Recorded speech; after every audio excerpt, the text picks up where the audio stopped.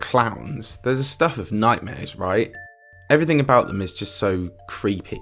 They're supposed to provide us with entertainment and amusement, and yet they generate almost universal hatred among most people. But why?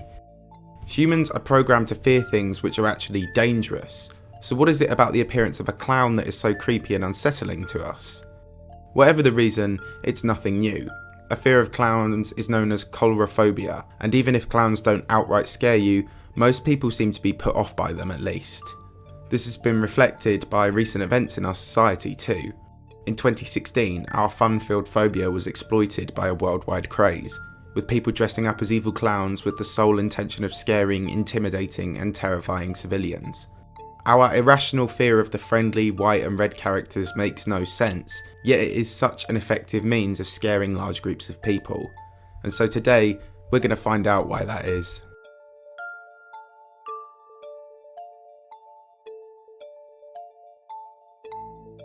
In order to understand where society's fear of clowns came from, you first have to understand what a clown is. Costumes and red noses are only one interpretation of an ancient idea. The word clown is essentially a ridiculous, mischievous, or generally just reprehensible character. Most societies and cultures dating back to ancient Greece have ridiculed the less fortunate in theatre, with a character reminiscent of a clown. Most genres throughout these ages have had someone play the role of a rustic fool, a character you could laugh at based off of the contemporary stereotypes of the lower class. Low-skilled workers, peasants, servants and slaves. The basis of a clown originated from these portrayed stereotypes, which could be mocked and taunted. But the foundations for the stereotypical clown we associate with the word today were laid centuries later. In the 14th century, an early form of professional theatre was rising in Italy, known as the commedia dell'arte. The clown as we know it began its evolution after being adapted from a role in this theatre genre known as a zanni, a character who played the role of, quote, a dispossessed immigrant worker or rustic fool.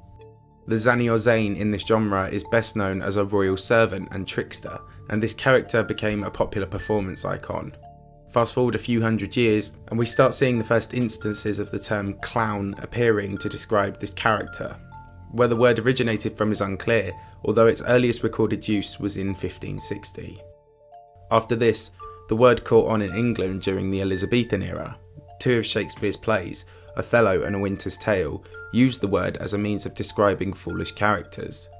But the word was still not synonymous with any costumed character, and was simply just a title to refer to a certain type of performer. However, at the turn of the 17th century, we start seeing the term being used to describe jester-like characters, establishing the first stereotypical look for a clown. The commedia dell'arte gained popularity around Europe, and it soon arrived in England with its own interpretation named harlequinade. This genre of theatre was a type of pantomime in which one character known as a harlequin and the other known as a clown play important roles in the story.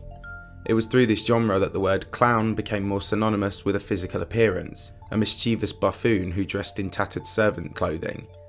The clown's role originally revolved around slapstick comedy, exaggerated physical activities for humour, which was popular in Italy at the time and is still enjoyed around the world today. And so, harlequinade slowly established the clown as a character for another century, but nothing could have boosted its popularity like in 1800, when a renowned actor of the time by the name of Joseph Grimaldi dramatically expanded the profile and popularity of the character in the pantomime Peter Wilkins or Harlequin in the Flying World. Grimaldi was a popular juvenile performer, and over many years of extremely successful performances at the theatres of Drury Lane and Sadler's Wells, he established the clown as an iconic and popular figure of the harlequinade in England. So, contrary to popular belief, clowns didn't actually start in circuses, where they are so iconic today, but in theatre. In fact, at the time of Grimaldi's popularisation of the character, clowns were only just beginning to be established in any type of circus. The first known use of a circus clown was in the London Riding School, an equestrian exhibition opened by Philip Astley in 1768. Astley eventually added clowns to amuse spectators between scenes while riders and horses were changing. But while the clowns didn't emerge in circuses, they evolved in them. In 1870, a man by the name of Tom Belling Sr. created a new type of clown for the German circus company Circus Renz, known as an August, or red clown. This red clown was the basis for a more developed white clown, a template character design based on a generic lower-class hobo stereotype, and this coined many of the clown's trademark features we know today: white makeup, a red nose, oversized shoes, etc. After this, the clown stereotype stopped being developed by theatre genres and instead by standalone actors and performers who played memorable clown roles. One such character was Nikolai Polyakov's Coco the Clown, which was arguably the most famous standalone clown act of the 20th century. Polyakov worked on the design of the August clown, which subsequently solidified the stereotypical image of a clown as the August red and white clown types, the first direct ancestors of most clowns today. Like most cultural icons that are popular in Western society today, the August clown design made its way across the pond from the UK to the United States. By this time, the types of folk clowns had been based upon, such as peasants and so-called village idiots, had all but disappeared. However, the tramp and hobo stereotypes were still the inspiration behind the now well-established clown design. This inspired many new interpretations as entertainment progressed across the country, such as Charlie Chaplin's silent movie character, the Tramp. Other notable characters continued into the 1950s, such as Dodo the Clown, a quote, funny man with a drinking problem, played by Richard Bernard Earhart. However, a massive cultural shift in the popularity of clowns was on the horizon, with the pilot episode of The Bozo Show, featuring a clown played by Willard Scott, which was based upon the August character. It was this performance which inspired, in 1963, the most famous clown in history to represent one of the world's most iconic brands, Ronald McDonald. Scott was hired by the fast food chain to be their mascot in the early 60s, and by the end of the decade the company had trademarked the character, and the red clown soared in popularity across the country.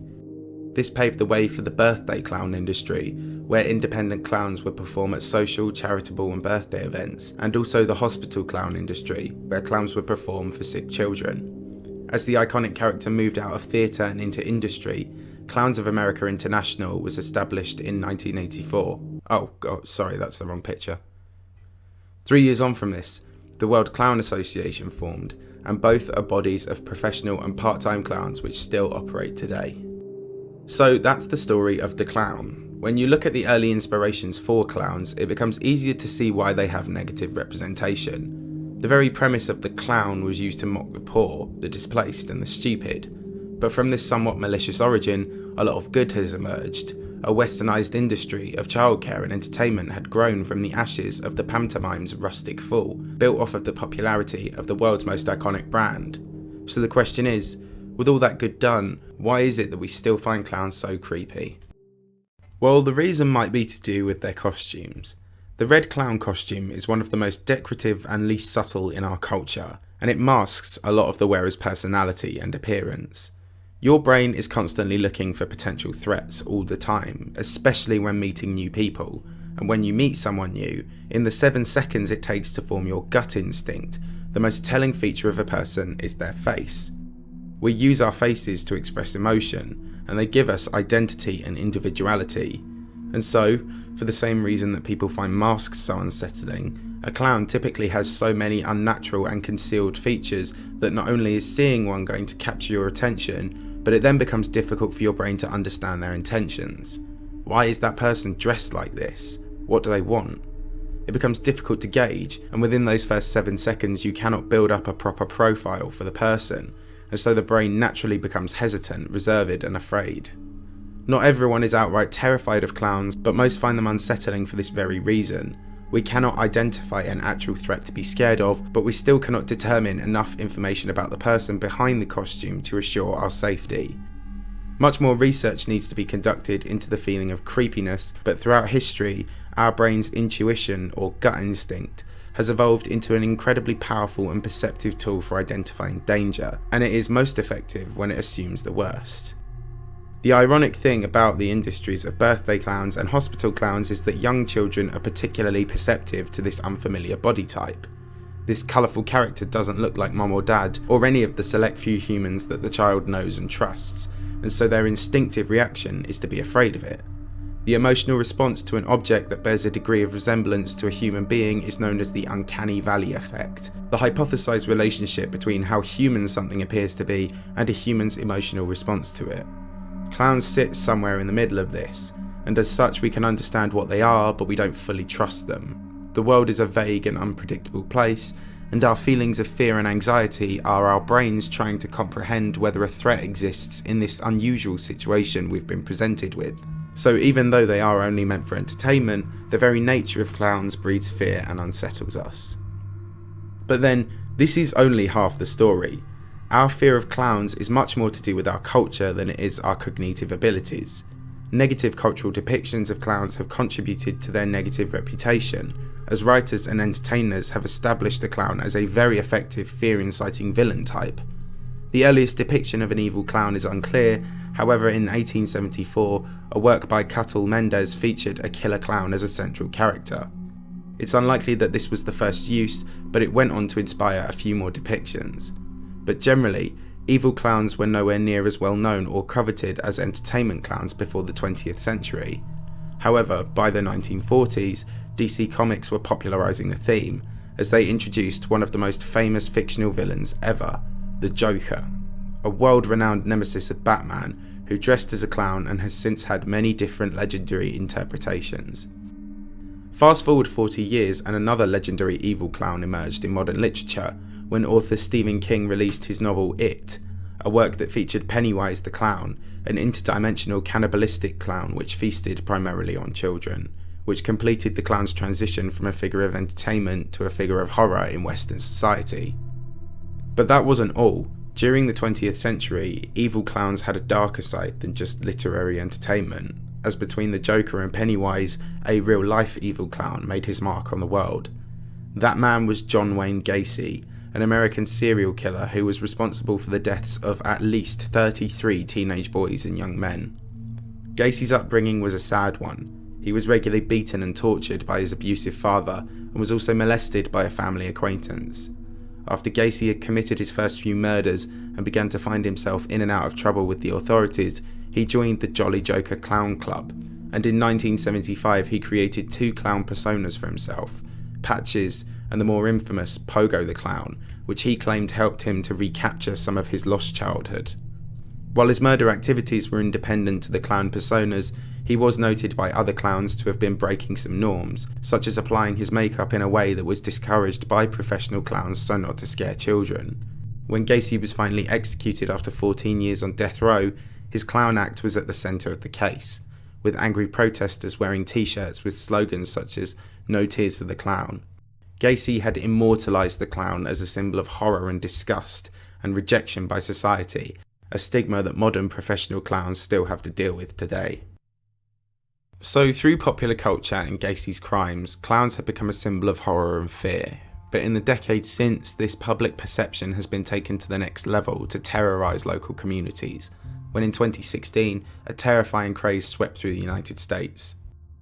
A few isolated incidents of people dressing up as evil clowns and terrorising people at night had occurred in the few years prior, but in 2016 this trend exploded in popularity, making national headlines as social media began to develop a taste for it.